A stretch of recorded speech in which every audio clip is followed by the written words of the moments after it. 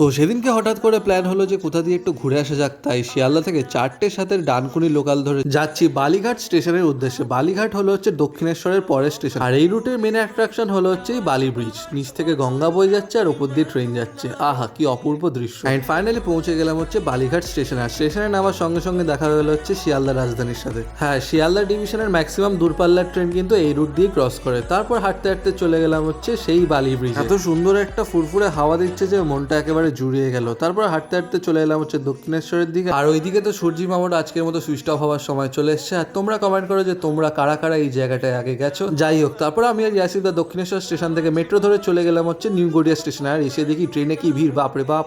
लेकिन एक सेकंड। তো যাই হোক, আজকের ভিডিওটা এই পর্যন্ত। আরো ভিডিও দেখার জন্য আমার চ্যানেলটাকে সাবস্ক্রাইব করে দাও। Till then, tata.